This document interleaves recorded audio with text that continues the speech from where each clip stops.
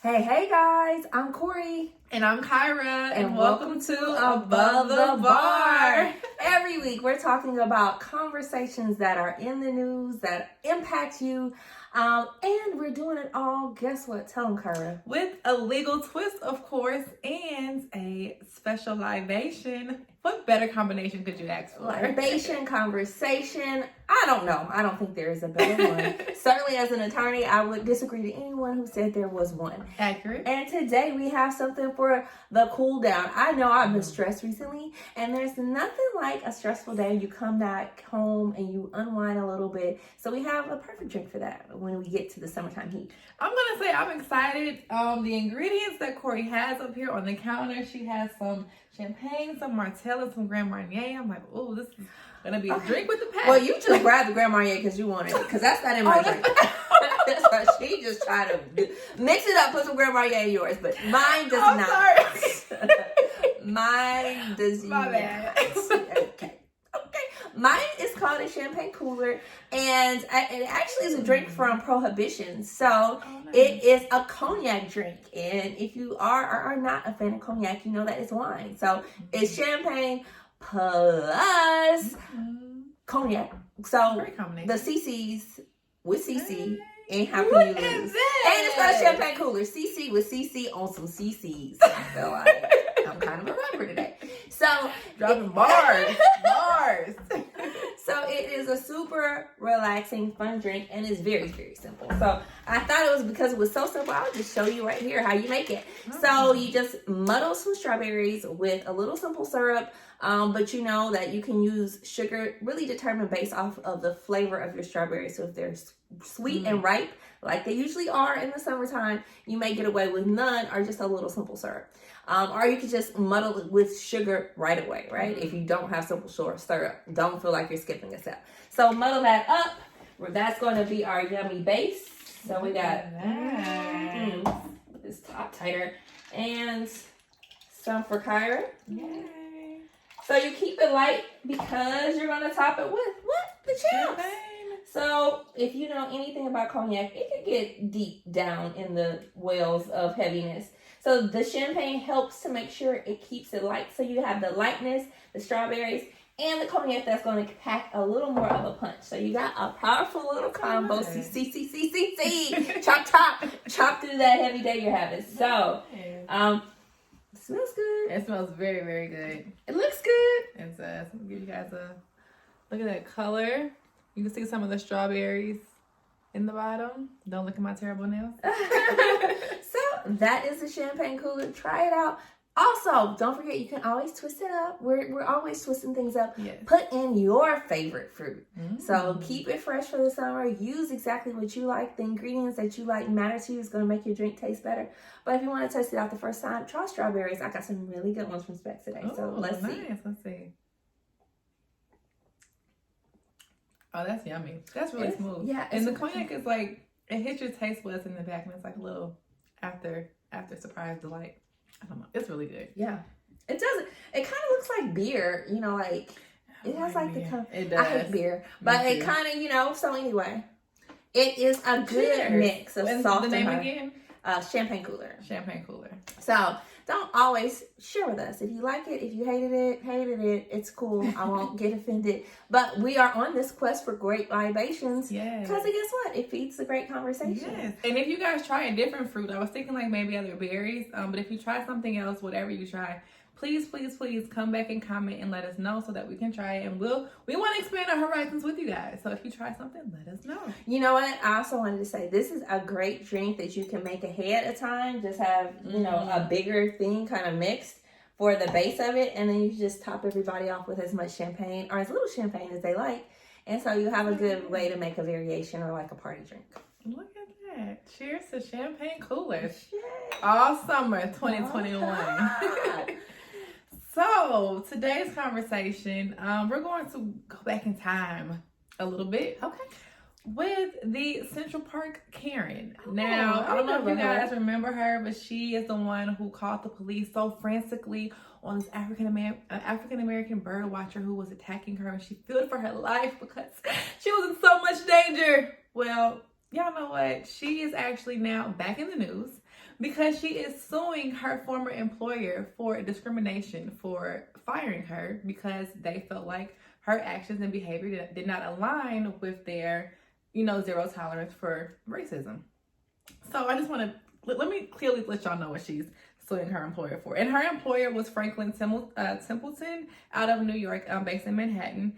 And on top of that, I want to highlight, before I even get into why she's suing them, the details, New York is an at-will state. Corey, can you elaborate on what an at-will state is? It means it's your party if you want to come to it, and if not, it's not yours. There's no kind of tying someone to a job, saying it's your responsibility to keep the job. Now, there may be some consequences with unemployment, other things, if you fire someone. But if you wake up one day and really say, outside of certain areas of discrimination, I don't like the color of her hair, I want to fire her. You can. You're right. Exactly. Yeah, it's okay. Exactly. So she is alleging that they racially discriminated against her for firing her without an investigation on the matter, which we just said is irrelevant because it's an at-will state. She's saying that because of her being fired, that she's seeking unspecified damages for defamation because they said that she's saying that they perpetuated her as a Karen, and that she also endured intentional infliction of emotional distress, and that they were negligent in firing her without an investigation. Again, they're not required to do an investigation. It's an at-will state, meaning, like Corey already said, you can be fired for any reasons. But ma'am, the media called you a Karen. Like, what your behavior identified you with what has been known as a Karen. Like, I am confused as to how you're now going to try to point the finger at your employer because they fired you, and you can't now. You get a job. That's what it is. So now you're trying to find some money. I'm confused. Well, I mean, so we have several issues. Let's take that walk back down memory lane. In this particular instance, the gentleman advised her that she was in like a no doggy zone, right? Because he was watching birds, and guess what doggies like to do? Chase birds.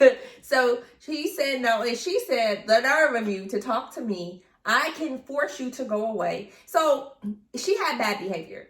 If it was racially motivated, it doesn't matter. If you show up on TV and you're my employee, and we have an image to upkeep that we're fair or whatever, and you're being, if not racist, you are doing something clearly wrong, because he advised you to follow the law, and you said, oh, I don't have to follow the law. Have you checked? It's me. Exactly. I took that as it's me, whiteness, knock, knock, hello. But if she's saying it's just me, what's her name, Karen? No. Well, Amy Cooper. It's me, Amy. Whatever reason, you try to pressure someone to avoid them doing something lawfully, and in response to their lawful request of you, you said, who's going to believe you over me? I'm going to call and say, maybe not a scary black man, a scary man. Somebody's intimidating me, right? I'm so fearful for my life. Lots of places have morality clauses. I think we talked about this last week with Bill Gates. And so if it's just you were lying on him, which it looks very obvious that you were lying on him, even if there was not a racial basis for it. You were lying on him. It's not a good look for your company or you. And this is even a worse look, right? And it just goes, I'm not trying to be funny, but it goes to the mindset of the Karen. And you have no accountability for your actions or your behavior. And still after that, you're looking to point the finger. And she did, in fact, incur charges after that, which I believe the DA dropped after she went through some therapy and counseling. Call them back, sis. I don't know if you just something is off. Like Xanax has run on. Man, to fill that prescription for her. She's saying that she did not call the cops on, I guess his name is Christian, is the bird watcher, because she's not a racist, but rather because the overzealous bird watcher selected her as a target in a feud between bird and dog lovers. She is quoted as saying that she was threatened to death in the altercation, and that is why she called the police. Ma'am.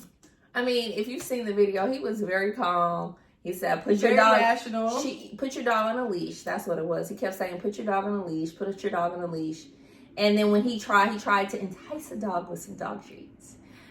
He said he normally carries them in his pocket because people always do this, right? And he doesn't, and he's there literally as an avid bird watcher. And she said that, well, he had a prior altercation with another bird watcher. Ma'am, I'm sure in that moment you did not know that. And if he did, again, like to Corey's point, if he had dog treats on him, it's because often y'all are not following the rules. And instead of trying to fight with y'all and get y'all to move, he's like, let me just distract the dog with this dog treat instead of trying to fight with this stupid owner that shouldn't have the dog in this area in the first place. I don't know. I know for a lot of people that your dogs are like your children. I get it. You know, you love your animals. But, you know, we still have to respect rules and boundaries. And you, just because you love a dog and you feel like it's kind of above, you know, the regulations that for dogs, it doesn't give you the right to enforce that mentality on other people. Exactly. I'm just like, the audacity, the lack of accountability, the Karen. Well, the Karenness of it all. And I'm curious if this is going to help her in her job search, because as far as I'm concerned, she should pick up a new trade where she's at home and no one has to see her, because it's going to be hard to get a job. People know her as Karen. And her personality, the video, she's the epitome of a Karen. She might just want to start her own business, because I don't see her Karens of the world unite under Amy Cooper and let her get y'all together or whatever. But, you know, now she looks like she will present as a liability for even a new employer. So I just think that, one, understand the laws of your state when it comes to your employment. Yes. There are certain reasons they cannot fire you. They can't fire you because they don't like the color of your hair, but they cannot fire you because you're a woman. They can fire you because your clothes are ugly, but they cannot fire you because you're black. So there are certain restrictions that are governed under the federal laws, protected classes. Yes. But often you just feeling unappreciated or overworked and underpaid is not one of them. You could leave and they could fire you. For anything. You came and say, you know what? You have an odor that I don't like. It is unpleasant and distracting to the employees. Sorry, today's your last day. Yeah. Literally. An at-will state can fire you for any reason and no reason at all at any point. And you can also quit at any reason for no reason at any point, you know, in time. Yeah. So there are repercussions, but not, you gotta give my job back. Because right now, like they have to go back into that office, like, oh, here comes Amy again, you know? And then even trying to sue for like an unqualified amount of damages because you suffer emotional distress. Child, please, bye. Okay. So, you know, as an attorney though, people really can't sue for anything. And sometimes it's valid. I want to know who took her case. There's an attorney that will take, I mean, you know, she may have had a pocket for it. So sometimes that's tied to the. She may have no money. That's why you took her. She might have some, you know, she had a good little job before. So, you know. I don't know. But speaking of accountability and altercations, so apparently on Southwest, one of their employees has lost 2 front teeth. Those are the most important teeth. Let me promise. Anytime you don't have your 2 front teeth, you automatically look like a crackhead. Automatically. Just instantly. You look like a crackhead. No, that's accurate. And the reason why she lost her teeth was in an altercation with a passenger on the plane. And it happened, I guess, during the descents when you know, as all flight attendants tell us, hey, you know, we're coming in for landing, seat backs up, tray tables up, and all, you know, y'all know the gamut. And the passenger became very unruly towards the flight attendant and towards landing. I don't know if it was when they actually did land, but actually physically attacked her. Apparently, it was a Hispanic woman flying from Sacramento to San Diego or something like that. It's not even a long flight. Right. So how did you pop off like that? That's too much for a little long flight. It's an hour. But apparently there on Southwest, there have been 477 misconduct incidences between April 8th and May 15th of this year. I think everyone is now just getting back off the plane. One, everyone's antsy, right? People have been in their house too long. Way too long. Sometimes it's not good for you. You have to get out. You have to be around people. You have to mind your manners. And so some of it is just like an anxiousness to get out. Then there's a lot of apprehension about flying, always about flying, right? That's one of the most anxious places people are. But then you have COVID restrictions, wearing a mask, you're feeling hot, you're already nervous. And for many people, this is the first start of their flying in over a year. Yeah. So you have all those because, I mean, although this is an incident that is not COVID related, when that flight attendant tells people to put their mask on or to wear their mask properly, over your nose. I mean, people pop off. And I don't think people realize that it's not the flight attendant just trying to tell you to do something because, oh, let me be the boss of you. No, they are under FAA, which is the Federal Aviation Administration or Association guidelines, and they have to follow these strict rules and regulations. And if not, if there's someone on their flight that's an agent on behalf of FAA and they are seen not following proper protocol, they personally get fined. Yeah. So it's not them trying to just bug you for no reason, but they have an obligation and just follow the rules. FAA has their secret shoppers, if you will, secret flyers. They are on there to catch you breaking the rules. Not just you as a passenger, but certainly the airline and the flight attendants that work for those airlines. So it's nothing worse than I'm just here. I'm trying to get there too, sis, and I got a job. Like, why are you stressing me when I'm trying to do my job? I didn't make these rules. I may not like them either, but this is what you contracted for. If you don't like it, you can get in your car, you can get on the Greyhound, you can do what you want to do. But if you enter into a contractual relationship, and that's what it is. Exactly. When you buy a ticket, you are in contract with the airlines. So and you say, by those rules and regulations. I'm gonna follow your rules, and you gonna pick me up and take me where I want to go, right? Yes. So this is your contract, and then you get mad and say, well, this is America. No, that's not what America means. It doesn't mean every private company has to do what you think are exercising your personal freedoms. Right. In fact, America really does like commercial rules freedoms. And guidelines. And if you think that you can do what you want to do, and it's funny that you mentioned that you can just get in the car and drive, because I don't think people are aware that if you kind of cause any type of disruption on a plane, that airline as well as any other airline can ban you from travel from a specific amount of time to forever. So you have to understand that not only is it do you pose, for example, in that situation, attacking a flight attendant and it being there's some federal guidelines as well as like state and local jurisdictions that can also file charges. You face felonies. You face federal charges, and you also face fines. The fines so far, I think, from just the month of May alone, have ranged from $9,000 to $52,500. The largest fine I saw was for $102,000. Oh my God! So if you're in the air acting up and you cause like a plane to diverge and like land somewhere that it was not initially intending to land, the airline can go after you in a civil lawsuit and like. Where's my money at? Like, you caused this plane to land somewhere that it was not intended to, and the airline incurred this this fee. They can then pass that on to the passenger that caused that disruption. That's not a warning enough. I feel warned, and if you sit next to me, I'm gonna report you. I'll be like, secret agent, hello, ding, it's her.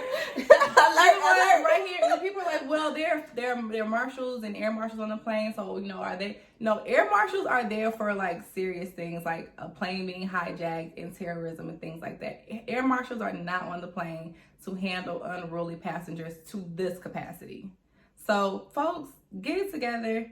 And I even saw a TikTok that was going around with a girl who was showing how to smuggle drink alcohol on the plane, because apparently even like those individual they tried to stop me, but you're not supposed to consume them on the plane. It's actually like illegal. It's against the FAA. So I may be guilty. Okay, don't even get me started on that, because I was on a trip back and forth in one day, and I was in first class, and they gave them to me, so I stored them because it was a 7 a.m. flight. And then on the way back, I was drinking them, and they're like, you can't have those. And I was like, y'all gave them to me on the way here. And they were like, well, you can't drink them now. And I was like, well, they drunken now already. That's they go, bye-bye. They go. Gotta be faster than that. These bottles, I can't drink them. Not a problem. Too slow. Not a problem. No, so definitely just be aware that even if you do not physically harm, a flight attendant or another passenger, but if you cause some type of disruption or something that is a safety concern on the plane, you can definitely have consequences. At the airport, I saw a fight in Chicago.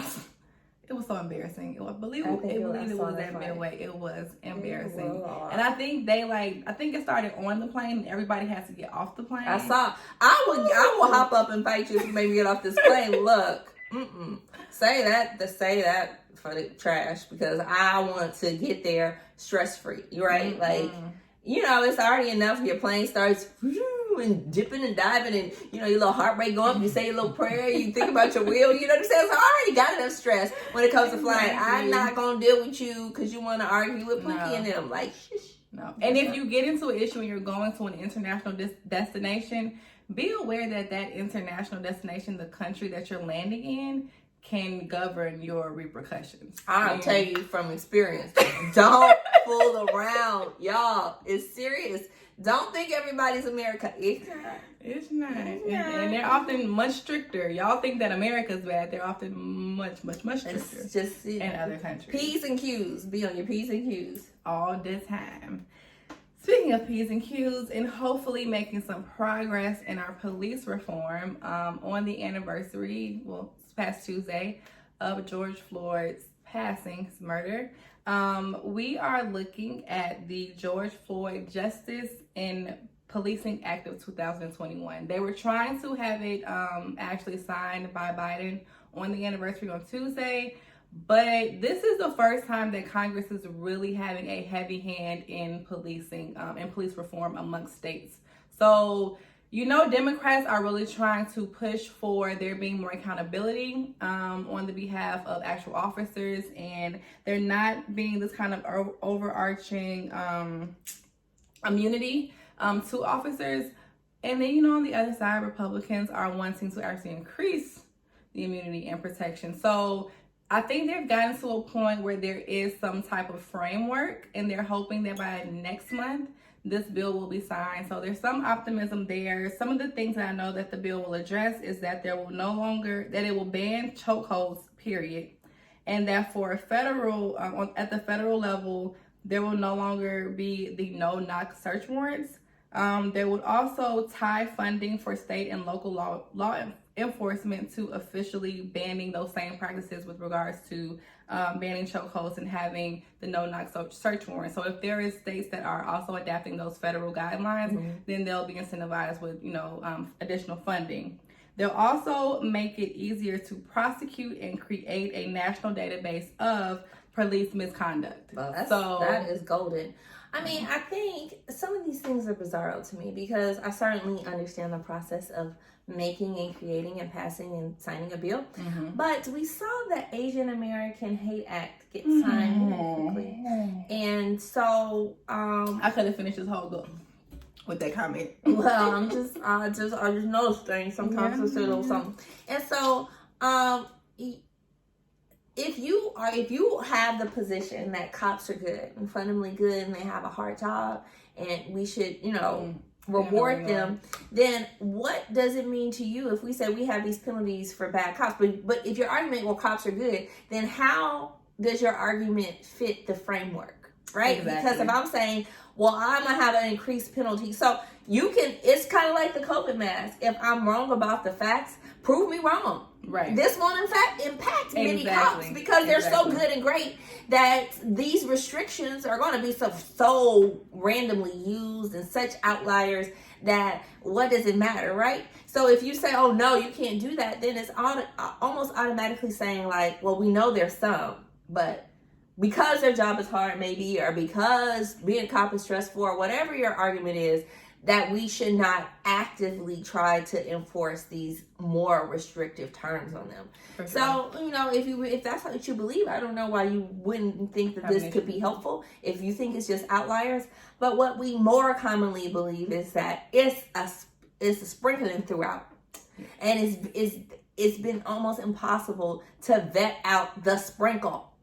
And the Republicans, their main argument with the Dems wanting to kind of push and lower that qualified immunity is because they feel like there will be a slew of lawsuits against officers, and that this will increase their liability and people just filing whatever type of, frivolous lawsuits against them for petty misconduct, which we all know is not accurate. And they have to realize that a regular everyday citizen, especially the ones that they're attacking that are in poor minority communities, don't really have a lot of money to hire to be very honest. So I feel like if there was pro bono or attorneys that are taking on these cases, they're not going to take them on just frivolously. They're going to take on legitimate cases and really have a heart-wrenching effort against those officers who are, one, creating misconduct once or 50 million times. So I feel like if the premise on Democrats is that if there is the stricter guidelines and officers know that there can be a liability against them and they don't feel like they're just moving out here freely without any repercussions, then they'll be more mindful of their behavior. Well, our whole criminal system is based off of deterrence, meaning the penalties are in place to deter you. Exactly. It's not necessarily always a punishment because often the punishment is too severe, but it's so severe to deter you from doing it. So if you are a bit of a masochist, if you are a little cuckoo and you hate a community of any shape, size, or form, then being a policeman for a whole community probably is not your bag, babe. No. It's not your bag. Funny how that works. And that's what deterrents do to deter people who are inclined. You may have a God complex and you say, I'm about to lord over some people. No, don't not do when that, you know that because you're those not God people, and you have repercussions. And those people will have a voice and a say if you are abusive towards them. So for a system that really likes deterrence as a form of solving problems, it's surprising to me. They're like, no, we don't need to deter them though, because no one will want to be cops. Prove it. Let's put them in place. And if no one wants to be cops, then we have to rethink policing, which is what the actual goal is. Let's rethink policing. Police reform means there needs to be a change, not just in the actions, in the mindset, in the repercussions, in the policies, in the behavior, in the intentions when they're going out and serving the people of the communities that they're supposed to be protecting. Yeah. So hopefully, like I say, that this bill will come to pass next month. If it does, this is the first time that Congress will really have a hand in statewide policing, and also just kind of amping up the guidelines on the federal level. Right now, negotiators are on both sides trying to get to a framework, but in all full fair optimism, both sides are saying that they can see a light at the end of the tunnel. So I do believe that it will truly be a bipartisan bill where both parties will try to come to, a consensus. And Biden actually wanted to have it done, like I say, by the anniversary, but the actual congressmen and congresswomen are kind of saying like, no, we want a right bill and not a rush bill. So I'm excited for it. I'm excited. I'm hopeful. I think it's part of what George Floyd's legacy will be. If we can deliver a safer community where people feel safe, not just from crime elements, if that's what you're saying you're policing, but from the police themselves. And we have to be realistic that often those policed feel like the police are not there to help them or protect them, but to attack them. Yes. And so, we can't be eyes wide shut to important issues like that. Because they help trigger self-solutions. Yes. If you call the police, they're not going to help you. So I'm handling myself. Catastrophic. And then that just makes it worse. Catastrophic results. Yeah. So I can tell you it's time to go because my drink's gone. But I was sipping slow and enjoying my champagne cooler. She was enjoying it. I was like, burp, burp. It's been a long day, guys. No, but it was delicious. I really do hope that you guys try this out. We'll definitely keep you guys posted on the advancement of that George Floyd police reform bill. We're going to keep you posted on Karen, so hopefully... Well, we're not. They're just... I'm hoping... She better not, go any further. Exactly. Ain't nothing to update you. Exactly. Don't be a Karen. That's the update. Exactly. And don't be on Airlines acting a fool, because you can have some pretty steep... I'm telling you. I'm sure you don't. I'm going to tell on you. Don't sit next to me if you see me. And if you're on a plane, keep your mask on. Still COVID. It's real in these streets. Well, I just don't want you to breathe on me. But no, please like, share, subscribe. Follow us on YouTube. Follow us to reach out to us on Instagram at Above the Bar PC, and also on Facebook. You wanna? Okay. Imaginary cheers.